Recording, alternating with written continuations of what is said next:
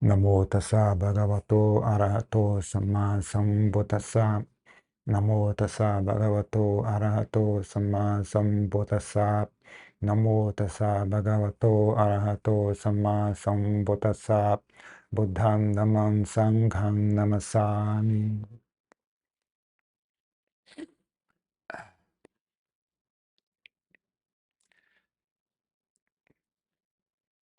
Esses eventos todos que a gente está assistindo agora, né, de desastre ecológico, também podem ser muito úteis, né, para a gente refletir sobre a natureza do mundo, a natureza da nossa existência no mundo. Como é impermanente e incerta as coisas, né? Vou dizer, não tem nenhum lugar nesse mundo que seja realmente seguro. Nenhum lugar nesse mundo serve de refúgio, né? Nenhuma montanha, nenhum vale, nenhum país, nenhuma cidade serve de real refúgio. Tudo isso é incerto, é instável, né? Então,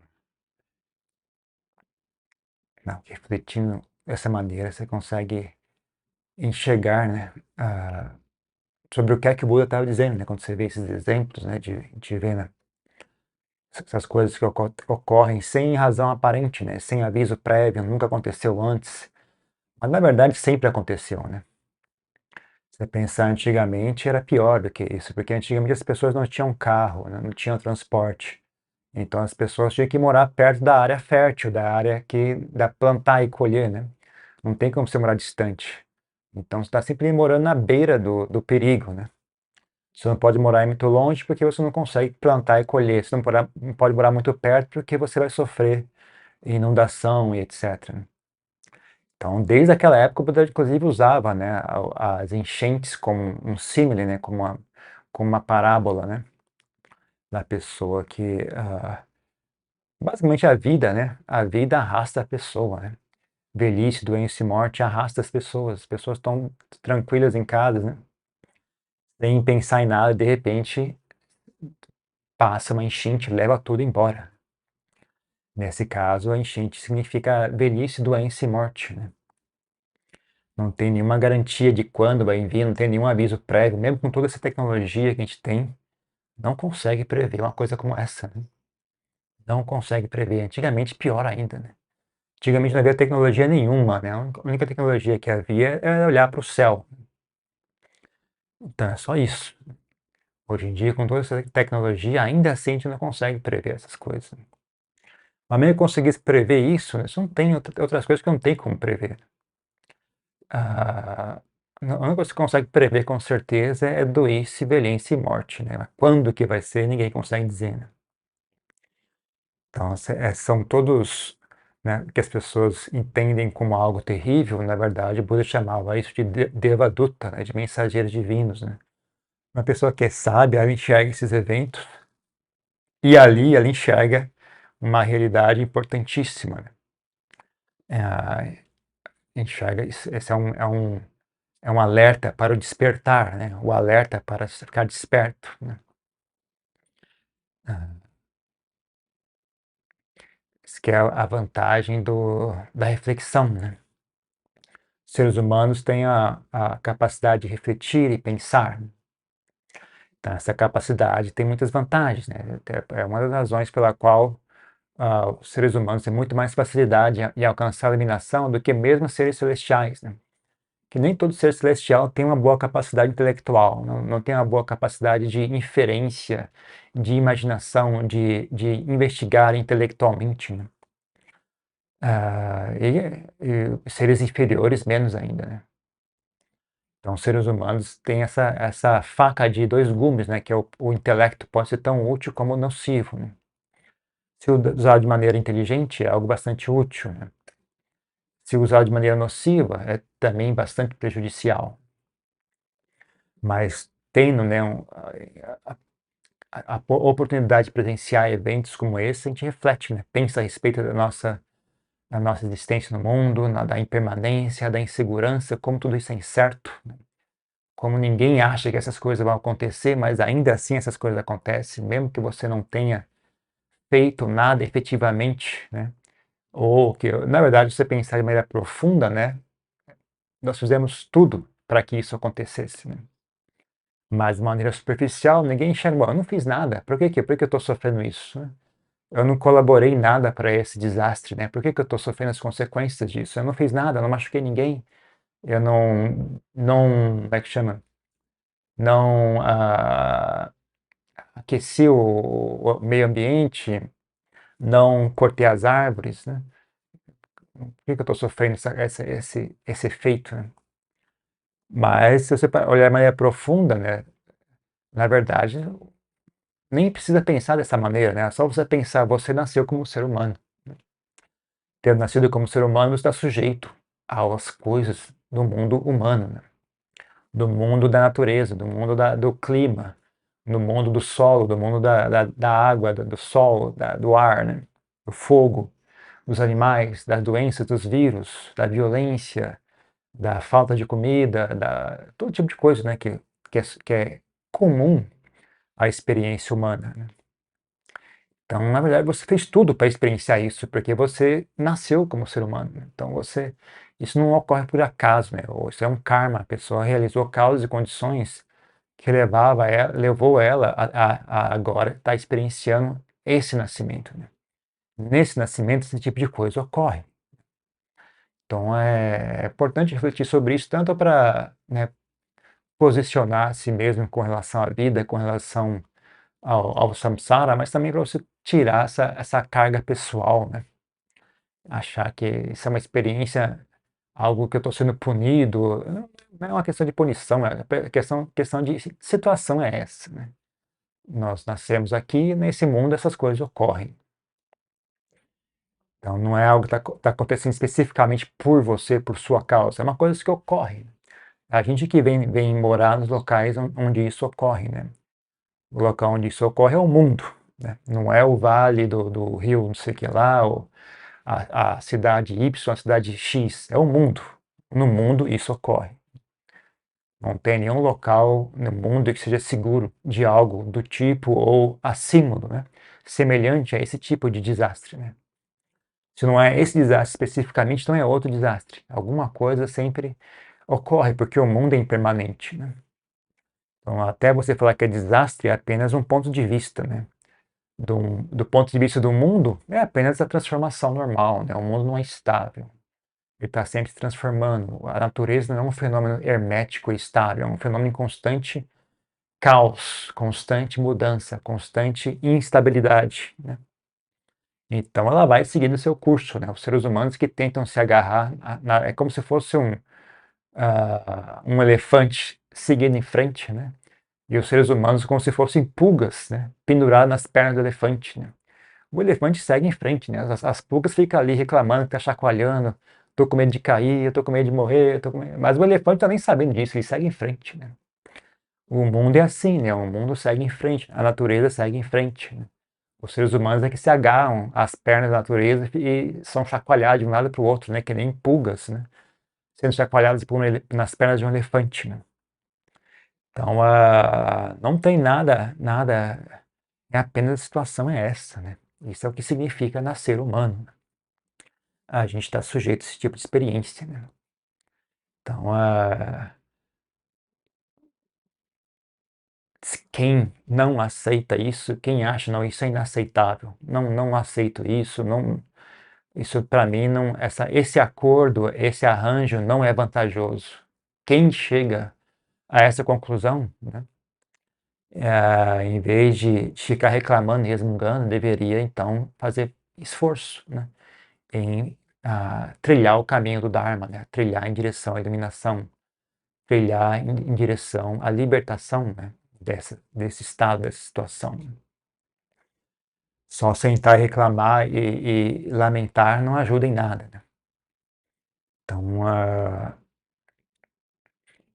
o jeito é pegar o que sobrou, né? O que sobrou de bens materiais, o que sobrou de saúde, recolher e começar de novo, reestabelecer a vida e seguir em frente, né?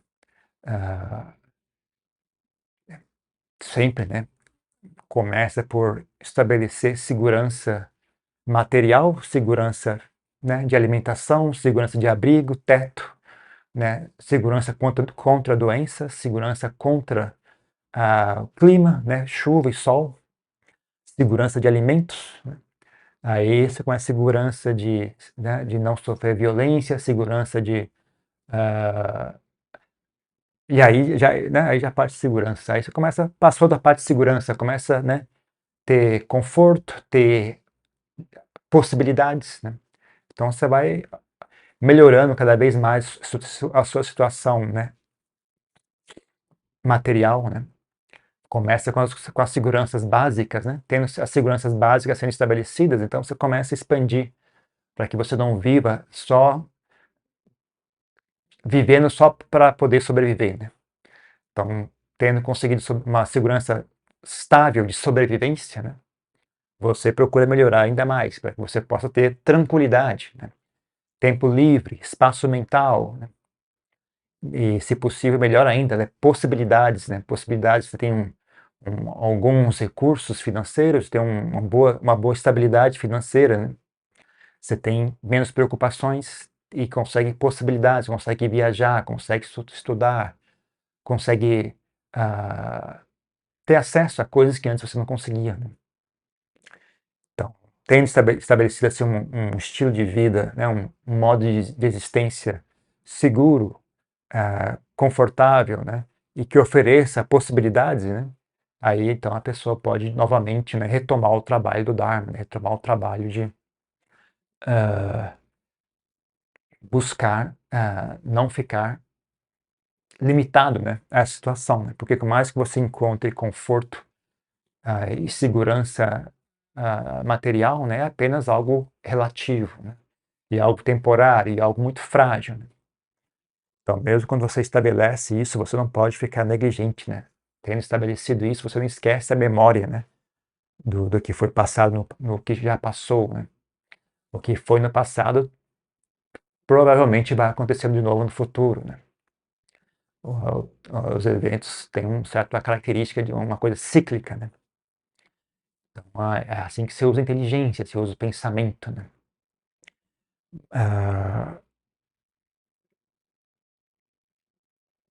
A inteligência tem essa vantagem, né, você consegue projetar no futuro, você não precisa experienciar tudo, toda hora, para só depois chegar a uma conclusão.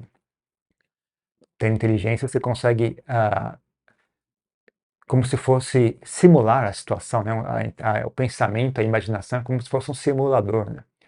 Você consegue imaginar aquela situação, entender o que acontece, entender o significado, né, disso, né, e a partir daí, desenvolver sabedoria, né. Mas é uma sabedoria mais frágil, né, não é uma sabedoria tão forte como a sabedoria que vem da experiência direta, né.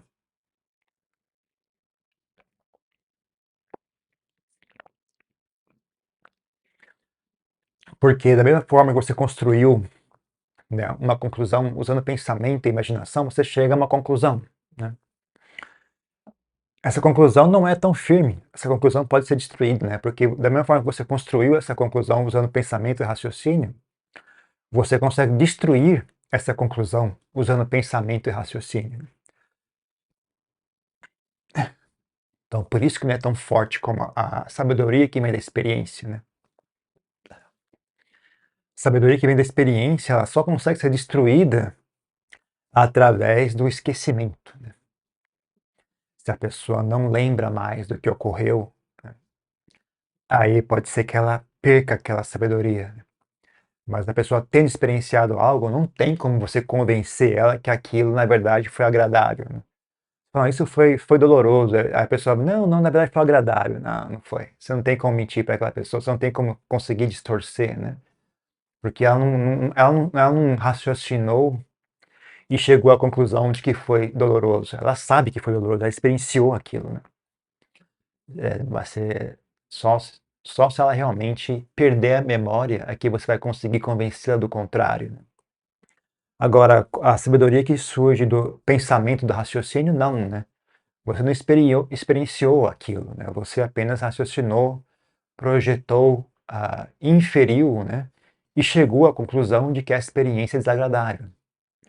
Se alguém vier e for hábil, né, em tecer pensamentos, for eloquente, for erudito, a pessoa pode chegar e tecer um novo linha de raciocínio, né, que conclui que aquela experiência foi prazerosa, né. Se ela for mais esperta do que você, ela convence em você. Então, a sabedoria que surge do raciocínio não é tão forte, tão firme, como a sabedoria que surge da experiência, né? Mas a sabedoria que surge do raciocínio, ela tem a vantagem de que ela é rápida. Você não precisa passar por uma vida inteira para chegar a uma conclusão, né? Só tendo habilidade em pensar, né, em observar e raciocinar, analisar o que você está observando, entender as consequências do que você está observando, você consegue chegar a uma conclusão. Então, é só uma questão da pessoa ter, né, o interesse, né, de buscar essa sabedoria, né. Ainda mais hoje em dia, com tanto acesso à informação, né, é só a pessoa ter interesse, né. A informação está disponível o tempo todo, né. Agora é só a pessoa ter interesse em acessar essa informação e fazer algo útil dela, né. Não deixar aquela informação ser algo inútil, ser algo, danoso, né. Então,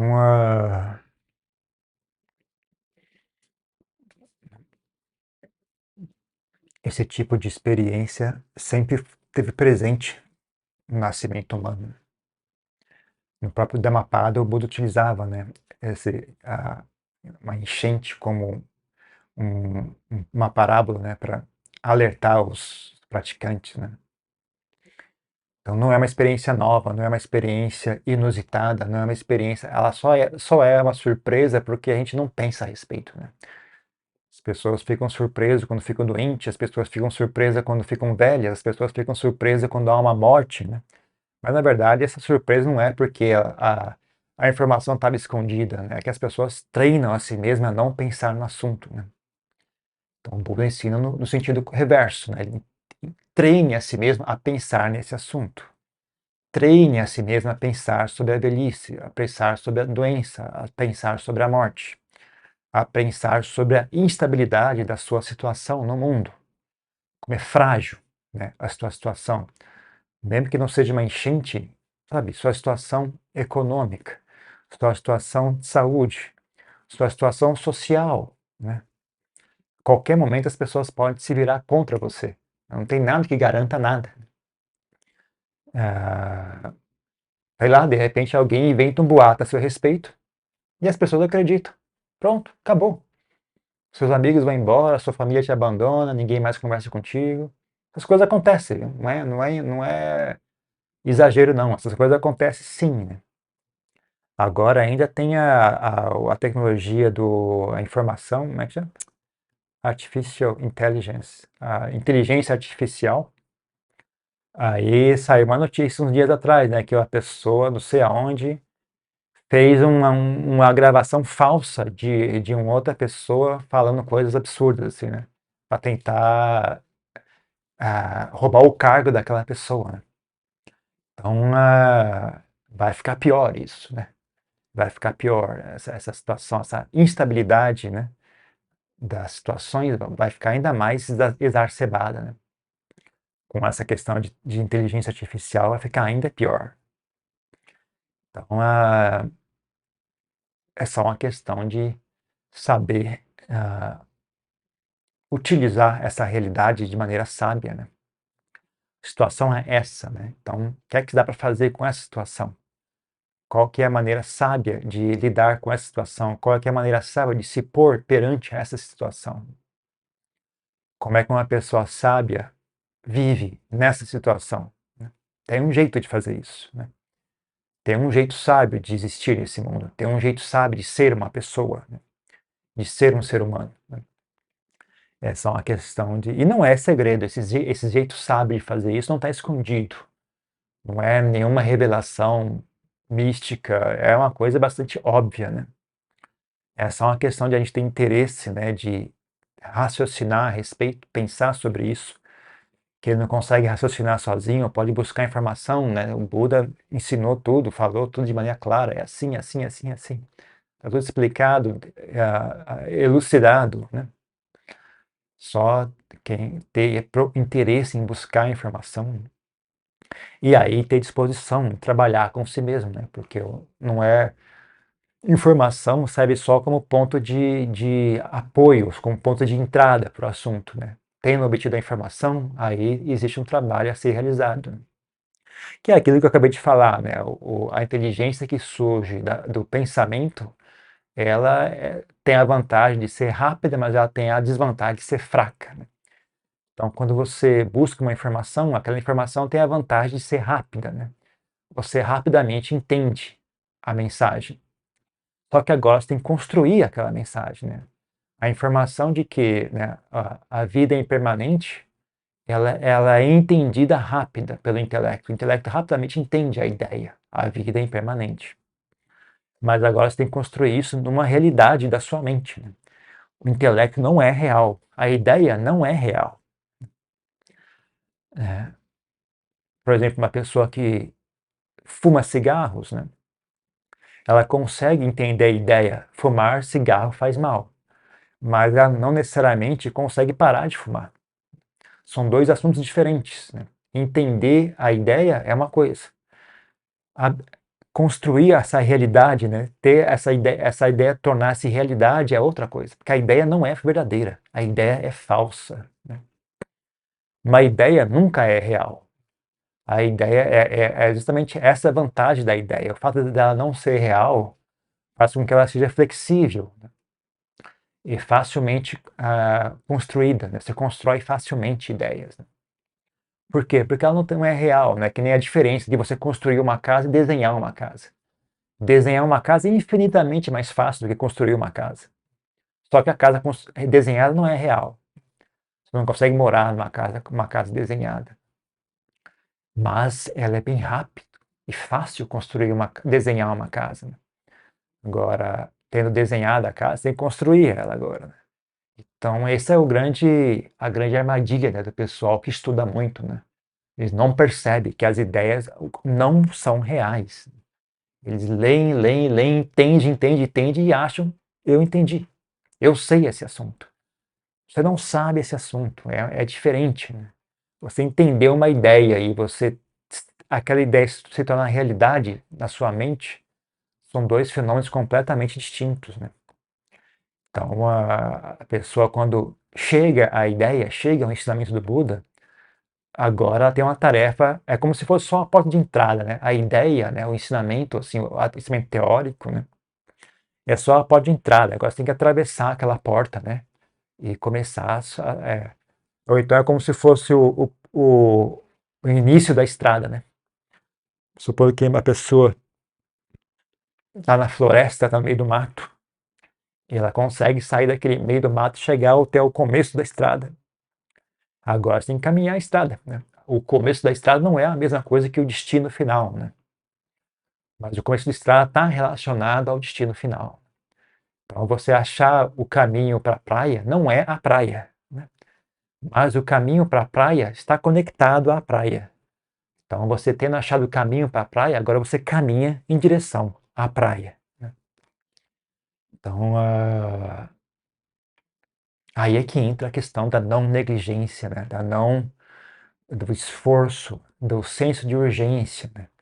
Então, esse senso de urgência tem que ser nutrido, né? E a melhor maneira de nutrir esse senso de urgência é através do raciocínio, através do pensamento. Lembre-se das coisas, né? Lembre-se da impermanência, lembre-se, olha ao seu redor. Se você tem dificuldade de lembrar, só olhar ao redor, né? Não precisa esperar até ter um desastre natural para ocorrer para você lembrar da impermanência. Só você ouvir a notícia, seu vizinho foi assaltado, a pessoa tal está com uma doença, a pessoa tal foi atropelada, a pessoa tal perdeu tudo. Teve uma crise financeira, a pessoa perdeu tudo. A pessoa tal morreu, a pessoa tal faleceu. Só esse tanto de coisa deveria ser o suficiente, né, para você lembrar da impermanência, gerar esse senso de urgência, né? Você vê as histórias que tem nos sutras, né, que dá exemplo de quão sábias são algumas pessoas, né? Tem história de pessoas que ela vive a vida laica a vida inteira, né? Aí o dia que ela vê um fio de cabelo branco surgir na cabeça, ela imediatamente tem um senso de urgência, aquela ilusão da juventude desaparece e a pessoa então acorda para a realidade, né? Essa vida é impermanente, essa vida não vai durar, né? Ela então se volta, né, com força total em direção ao Dharma, né? Então a pessoa que tem inteligência para olhar não tem dificuldade em enxergar o assunto, porque o assunto está presente o tempo todo, né? A natureza não esconde nada. A natureza não esconde nada, somos nós que fechamos os olhos, né? Como é que a gente fecha os olhos? A gente fecha os olhos através de distrações, né? Através de fantasia, através de distrações. É o nosso método para fechar os olhos.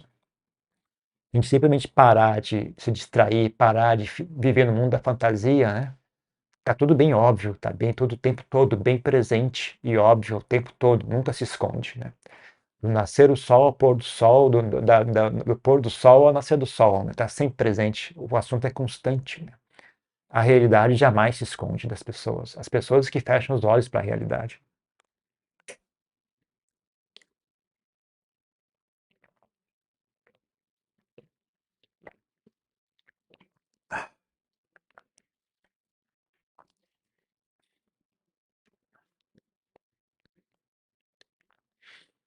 Então, conseguir, né? Então, se a pessoa consegue manter vivo esse senso de urgência, ela consegue manter vivo esse esforço, né, em trilhar o caminho do Dharma. Se ela consegue manter vivo o esforço em trilhar o caminho do Dharma, ela consegue chegar ao destino. Né? Porque não. É muito simples, na verdade. Né? É só você caminhar em linha reta, direção, é só você caminhar para frente. Né? O caminho é bem claro, não tem.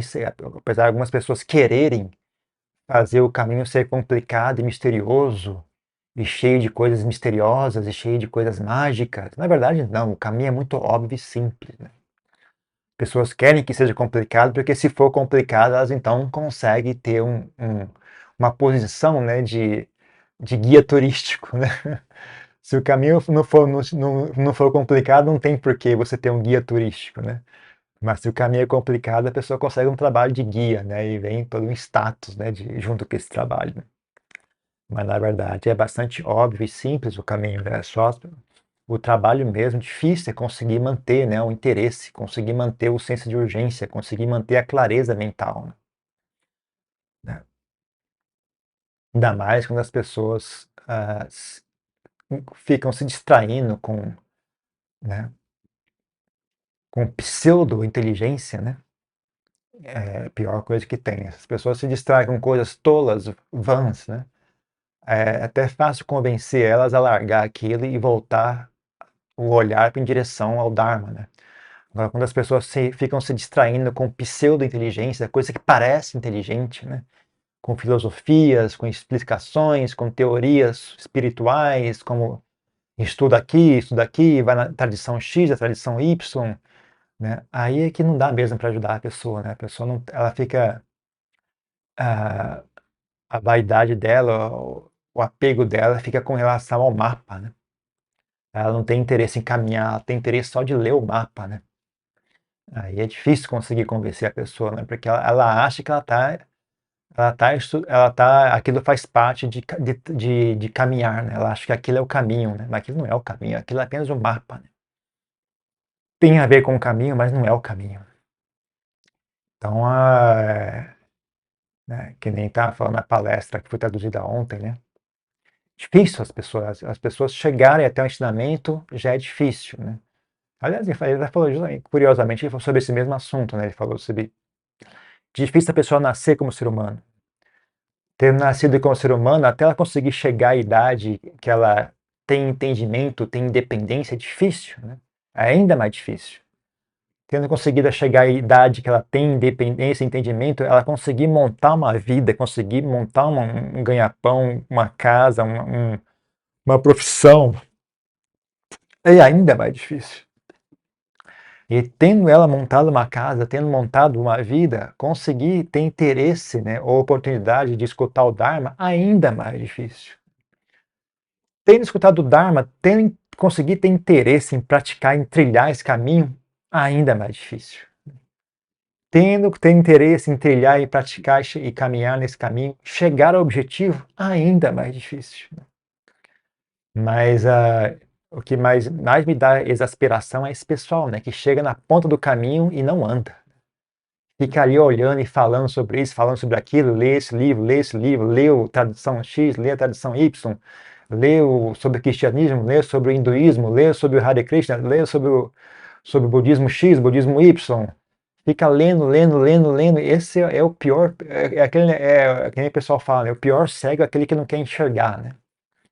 Então, da mesma forma, né? O pior peregrino é aquele que não quer andar, né? Se a pessoa nem entende ainda que há uma viagem a fazer, você nem fica tão chateado, né? Fala, bom, a pessoa não sabe, né? Agora, se a pessoa já entendeu, viu, tá na ponta do caminho e ainda assim, em vez de caminhar, fica lendo livro, fica olhando aquilo, fica olhando aquilo outro, realmente aí é o fim da picada. É um negócio que dá, dá desânimo, né? Quando a pessoa assim, eu não tenho ânimo de ensinar, né? E também os professores que eu conheço são muito parecidos, né? Eu não sei se é uma coisa característica da minha tradição ou aquela história, né? Você tem um tipo de inclinação mental, você se sente atraído por pessoas de inclinação mental semelhante, né? Então, talvez seja isso, né? Talvez seja mas eu olho assim e pelo que eu percebo, meus professores, né, também olham assim, né? Eles não têm, a pessoa que não sabe nada dá mais ânimo de ensinar uma pessoa que não sabe nada do que uma pessoa que sabe tudo, né? Pessoa que sabe tudo é uma coisa que dá um desânimo mesmo, sabe? Você fica sem esperança, né? De ensinar aquela pessoa. Então, é, é. Então não sejam assim, né, gente? Pense nisso, né? Pense bem nessa diferença entre inteligência e sabedoria, né? Entre raciocínio e realidade. Raciocínio não tem conexão nenhuma com a realidade. Não importa o que você entendeu, qual livro você leu, você entendeu a parábola do livro tal, você entendeu a sabedoria da religião Y, X, tudo isso é falso. Você pode entender o quanto você quiser, é falso, gente, é falso. Ou então você pode dizer o seguinte, so, que nem você dizer é alto ou é baixo, depende de em que posição você está, né? Se você está no subsolo, o piso térreo é alto, né? Se você está no primeiro andar, o piso térreo é baixo. Então, pode ser que você entenda, sinta que isso é sabedoria. Você leu o livro da tradição X, da tradição Y, da religião WH, você, não, isso é sabedoria. Só se for do ponto de vista que você está num lugar ainda mais baixo do que aquilo. Mas não é a sabedoria que leva até o fim do caminho, né? Se você começar a caminhar, quando você olhar para trás, você vai olhar que aquilo não é sabedoria, né? Você só entende que aquilo é sabedoria se você está muito atrás, né? Se você está mais à frente, já não é sabedoria. Então, tudo bem. Quem está muito atrás ainda está buscando essa sabedoria, então busca essa sabedoria, né? Agora, tendo chegado ali, não fique empacado, gente. Continue andando em frente, né? Não fique empacado, né? E é um empacamento sério, porque, como eu disse, né, você não andar para frente por não saber, né, não é tão culpável quanto você não andar para frente sabendo que é para andar para frente, né? A pessoa que sabe e não faz é ainda mais culpável do que a pessoa que não faz porque não sabe, né? Então, é um local bastante precário, né? Você ficar preso nesse nível é uma situação bastante precária, né? É grave, né? É grave, não é bom, não é bom. Quanto menos tempo você puder ficar ali, melhor, né? Rapidamente, eu recomendo, passe adiante, né? Não fique desperdiçando muito tempo, porque quanto mais tempo você ficar ali, mais difícil vai ser para sair. Então, não fique, né? Passe em frente. Não fique empacado nesse ponto, né? Se você não chegou nesse ponto aí, então tá bom, vá lendo seus livros ali, vai estudando, tem que estudar mesmo, tem que adquirir informação. Se você consegue ter humildade e seriedade e disciplina, estude uma tradição só, né? Estude só uma tradição. Se não é essa tradição, então vai estudar a tradição que lhe interessa. Se você tem interesse por aquela tradição, então saia daqui e vá para aquela tradição. Não fique pulando de um lado para o outro que nem um macaco, né? Então, mas e tendo chegado a um ponto, né, de que você já entendeu o que tem que ser feito, vá em frente, faça. Pare de ficar falando a respeito, estudando a respeito. Bote a prática para funcionar, né? E resista à tentação, né, de voltar, né? Porque as pessoas tentam praticar, não conseguem, porque é difícil, né? E aí elas voltam pro mundo da teoria, porque no mundo da teoria elas se sentem seguras, né? Ali eu sou inteligente. No mundo da teoria eu sou inteligente. Eu conheço essa informação, eu conheço aquela informação, eu sei explicar isso, sei explicar aquilo, eu entendo isso, eu entendo aquilo. Mas no mundo da prática eu sou um total zero à esquerda, né? Eu não consigo fazer nada, não consigo sentar meditação mais de meia hora, consigo sentar meditação em uma hora, mas minha mente não para, um minuto que seja, cai no sono, fica pensando nisso, pensa naquilo, né? Não consegue lidar com as coisas, não consegue lidar com a dificuldade. Então, no mundo da prática eu sou muito burro, no mundo da teoria eu sou super inteligente. Aí a pessoa, né, por vaidade, né, e por aversão, né, por falta de humildade também, né, recua para o mundo da teoria, né? É por isso que eu falei que é uma prisão terrível, né? É uma prisão terrível esse mundo da teoria, esse conhecimento teórico, né? Então fique atento, né? Não perca muito tempo nisso, né? Use esses eventos no noticiário para refletir a respeito da sua situação, gerar esse senso de urgência. Tendo gerado esse senso de urgência, comece a trabalhar, comece a botar isso para funcionar, né? Tenha a humildade de ser uma pessoa que não sabe, né? Tendo aprendido, agora dê mais um passo adiante e volte ao ponto de não saber, né? As pessoas acham que entendem como se fosse uma coisa linear, né? Você sabe cada vez mais, né? Mas talvez não seja assim, né? Talvez você não saiba, aí você sabe, e o próximo passo é não saber novamente, né? Alguém já parou para pensar nisso, né? Você acha que será que é uma linha reta ou será que é um círculo? Né? Não tem garantia nenhuma, né, de que seja uma linha reta, né?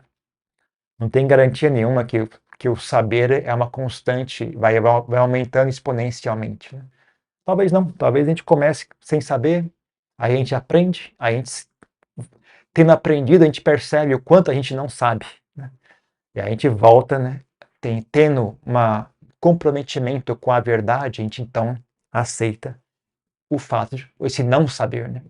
Abraça o não saber. Volta ao ponto de não saber, né? Porque esse é o próximo passo da sua etapa, né? Do seu caminho, né? Tendo chegado ao saber, o próximo etapa é o não saber. Tendo chegado ao não saber, a próxima etapa talvez seja o saber novamente, né? E aí a próxima etapa talvez seja não saber. É uma coisa que uh, vai acontecendo de maneira dinâmica, né? Não deveria ter preconcepções, né, do que é o que não vai ser o caminho, né? O caminho é uma coisa que vai se apresentando diariamente perante você, né? A questão é, você vai ter honestidade suficiente para aceitar, né, o que de fato é o caminho ou não, né? Ou chegando ali você vai recuar e vai voltar para o ponto de conforto. Essa aqui é a questão que a gente precisa refletir a respeito, né?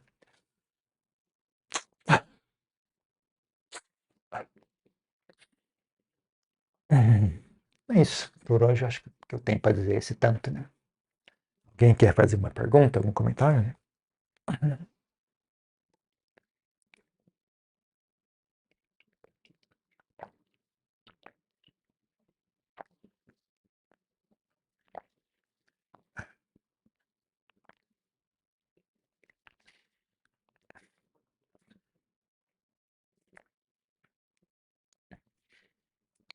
Licença, Jean. Pois não?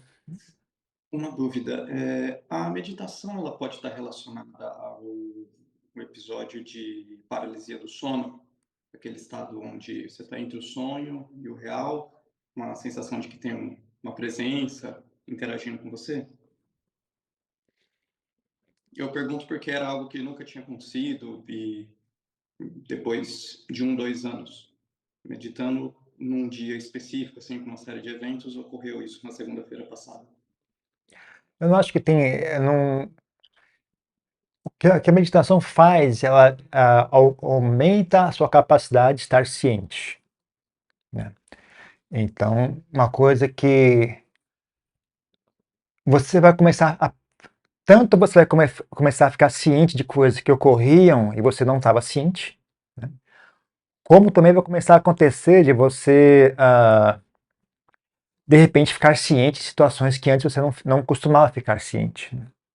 Então, no meio de uma situação que você costumava estar desacordado ou inconsciente, você, de repente, estar ciente, né? Então, isso ocorre sim, né? Ocorre, você começa a estar ciente. Agora, não se apresse a achar isso significa isso, é uma paralisia com outros seres. Calma, muita calma. Só. Você não conhece sua mente. Você não sabe com o que está lidando. Então, não chegue a conclusões nenhuma, né? Ah, apenas, bom, experienciei isso, tive essa sensação, não importa. Não chegue a conclusões nenhuma. Não tente adivinhar o que é nada. Apenas, no começo, apenas esteja ciente o máximo possível. Não precisa interpretar o que você tá experienciando, por enquanto. Quando você ganhar mais conhecimento da mente, aí fica mais óbvio o que são essas coisas, se são mesmo outros seres ou não. Não é tão, não se apresse, né? Porque as coisas não são o que parecem ser, né? Então, tenha ciência de que você não sabe, né? Seja bastante firme nisso, viu? Tem que ter uma firmeza muito, muito firme nisso. Que é a mesma armadilha do que da compreensão intelectual, né? A ilusão de entender, né? A ilusão da compreensão. Né? Eu entendi, eu compreendo, né? Eu sei o que é isso. Né? Jamais tenha muita desconfiança dessa ideia. Né? Então, não importa o que a mente experiencie, né? Mantenha. O que a mente experiencia não é importante. O importante é você conseguir manter a mente humilde. Né? Não deixe ela jamais criar a ilusão de que eu sei, eu estou entendendo, eu sei o que é isso. A mente experiencia um monte de coisas. Então, você conseguir manter a mente nesse ponto, sabe, de neutro. Estou experienciando isso, ok. Agora estou experienciando aquilo, ok. Agora estou experienciando aquilo, ok. Aí você vai aprender isso, porque você vai ver esse ciclo da mente, sabe? Você vai ver todo o ciclo da mente. Se você, cada experiência que aparecer, você agarrar aquilo, começar a querer interpretar e saber o que significa e dar significado àquilo, você não vai enxergar. Você precisa enxergar a mente como um fenômeno amplo, né? Então, no começo, não tente entender nada, apenas fique em silêncio e observe, só isso. Ricardo, muito obrigado. Né? Mais uma pergunta? Adrian, Diga. gostaria de saber se as meditações curtas de 15 ou 20 minutos podem ser úteis e como uma dica, um ensinamento básico de como meditar caminhando. Meditar caminhando sim, pode ser útil meditar. Não tem nenhum período que indique se a meditação é útil ou não, né? O que a gente geralmente fala para as pessoas é tentar ficar, pelo menos, sabe, se você não tem nenhum problema de saúde, nenhum problema sério, né? Uma pessoa normal consegue meditar 30 minutos, né? Pode ser desagradável, pode ser desconfortável, mas não é impossível, né? Então tenha, né, 30 minutos como um ponto assim de referência. Não, você olha para o seu corpo. Tem algum problema sério de saúde? Eu tenho escoliose? Eu tenho alguma questão séria que me impede? Não, não tenho. Tem algum problema sério psicológico? Não, não tem. Então 30 minutos deveria ser possível, né? Então eu recomendo as pessoas tomarem isso como ponto de referência, né? Pelo menos 30 minutos. Né? Agora, tem situações que não pode meditar 30 minutos. Você tem que estar, sei lá, no trabalho, não tem 30 minutos, mas tem 15. Então, ok, então você medita 15. Tá esperando um carro chegar, esperando um ônibus, você tem 5 minutos, você senta 5 minutos, não tem problema. Tudo isso é útil, né? Não é o tempo de meditação que é útil ou inútil, é o ato de primeiro, ter interesse em desenvolver o hábito de estar ciente. Né? ter interesse em desenvolver o hábito de estar ciente. Número 1. Número 2, treinar a mente a estar ciente, né? Então, 5 minutos de ciência já é um, como é que chama? Afiou a faca um pouco mais, né? Porque não é o caso se você passar a faca na pedra uma única vez, né? A faca não está afiada ainda, mas não foi inútil, sabe? Passar a faca na pedra sempre gera algum resultado, né? Talvez não seja resultado suficiente para aquilo que você queria fazer, mas não pode dizer que passar a faca na pedra não gere nada, não aconteça nada, né? Toda vez que você passa a faca na pedra, ela fica um pouquinho mais afiada. Então você, primeiro, né, desenvolve interesse em desenvolver a sua capacidade de estar ciente. Número 2, você treina a sua mente a estar ciente. 5 minutos, 2 minutos, 15 minutos, não importa. Sempre que você lembra, você treina a mente a estar ciente. E terceiro, que eu respondi para o rapaz agora há pouco, né? Quanto mais você olha de maneira equânime e serena, mais as peças do quebra-cabeça vão começar a fazer sentido, né? Quanto mais você olha a mente em diferentes situações, diferentes manifestações da mente, com o passar do tempo, a imagem vai ficando mais clara para você, né? Então, o hábito de olhar é importantíssimo, né? É vital, né?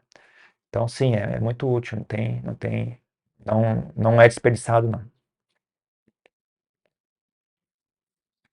Ok? Mais uma coisa? Pois não? Estou ouvindo som baixo.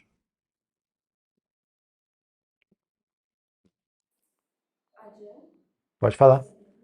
Está muito baixo.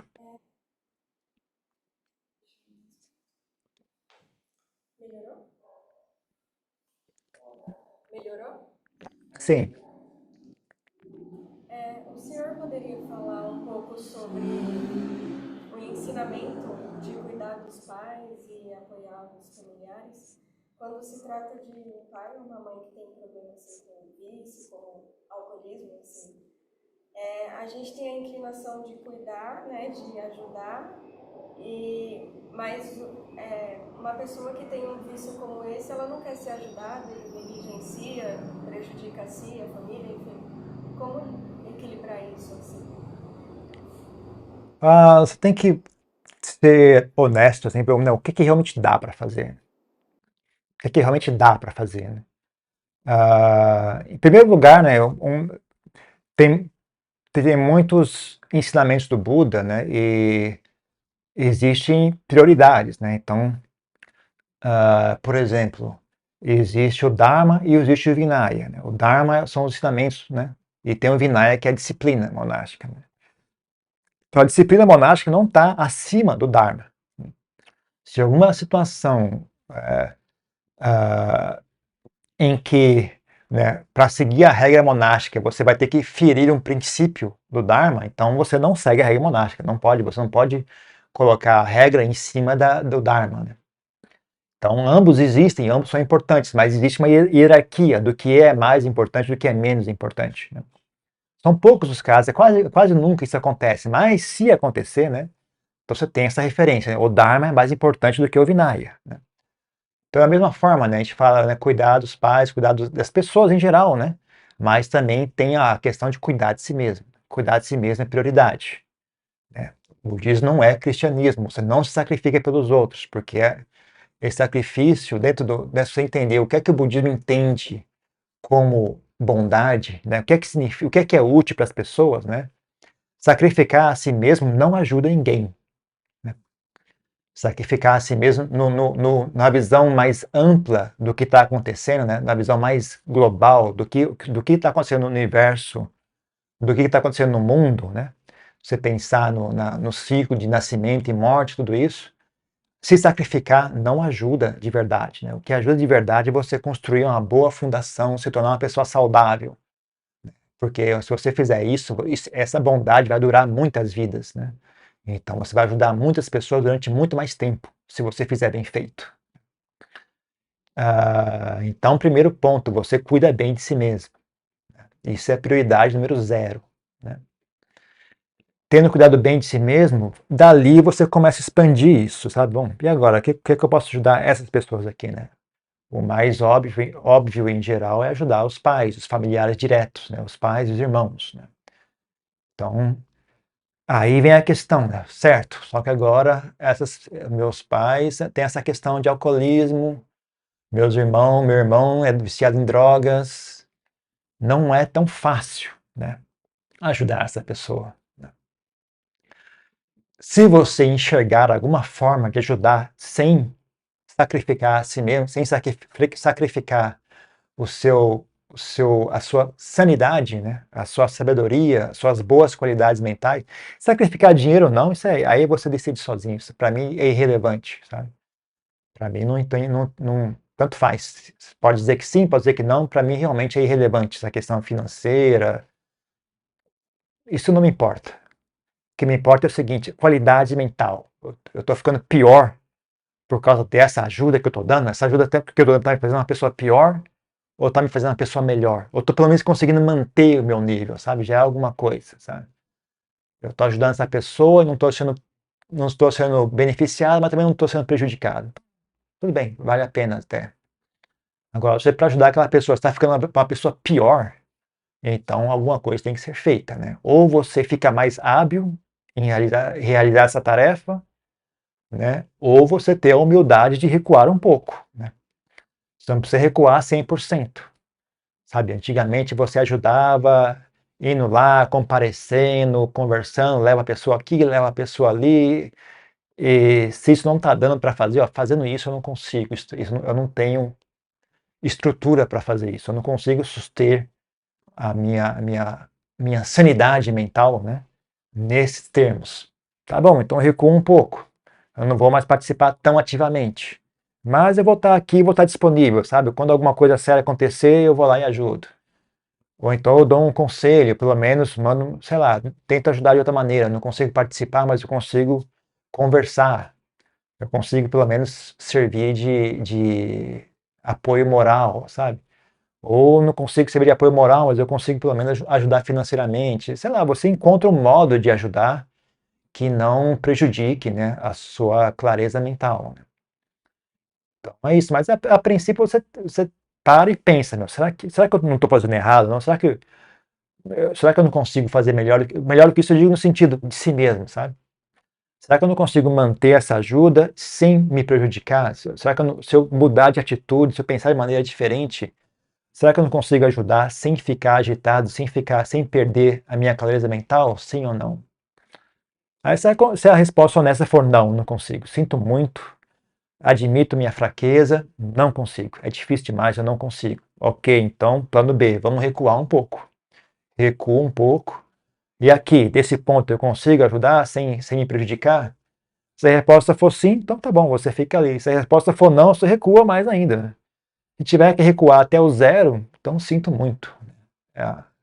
Se a situação é essa, então você tem que ter a humildade de aceitar essa realidade. Eu não consigo ajudar, sinto muito, eu não consigo. Em parte, também você pode dizer, é karma dos seus pais, né? Supondo que você chegue a esse ponto, fala, voltei ao ponto zero, né? Não consigo ajudar, não tem como, não dá para fazer isso. Se eu fizer isso, vai dar errado, né? Então, fala, ok, sinto muito, é a karma deles também, né? Quem mandou ter filho burro? Parte do karma é seu, você teve filho burro, seu filho não consegue ajudar, então sinto muito, agora se vira, amigo. Parte do problema é seu, né? Você não pode carregar tudo sozinho, falar, é tudo responsabilidade minha, né? Parte do assunto é deles também, sabe? Eles mesmos, se a pessoa é alcoólatra, a pessoa é viciada em drogas, sabe? Isso é um karma deles, né? Se ele tivesse tido bom karma de ser viciado apesar de ser viciado em drogas, de ter um bom karma de ter um filho sábio e super hábil e levitando no ar, assim, uma pessoa impecável, parabéns para ele. Mas ele não tem. O caso é, ele é viciado em droga e o filho dele sou eu. Se vira, filho. Quem mandou fazer filho desse jeito? Agora aguenta, né? O que tem é esse tanto. Olha, eu consigo fazer esse tanto, né? Sinto muito, eu não sou o super-homem, eu consigo fazer esse tanto. Se não tá bom, reclame com o Papa, né? As pessoas têm que enxergar o karma delas também, né? Não dá para as pessoas também fazer tudo errado e querer que os outros resolvam e jogar para os outros a responsabilidade, né? A gente faz tudo o que dá para fazer, né? Então é isso, né? A gente tem que ver essa dinâmica, assim, entre ajudar e prejudicar a si mesmo, né? Tem hierarquia, né? Do que é que você cuida primeiro, o que é que você cuida depois, né? Se você for uma pessoa muito, muito sábia, você consegue ajudar os outros, mesmo numa situação como essa, sem se prejudicar. Se você não é uma pessoa muito sábia, você consegue ajudar menos, né? Ou se você não é sábia de nada, mas pelo menos tem a sabedoria da honestidade, da humildade, então você recua e fala, ok, eu não vou ajudar. Sinto muito, né?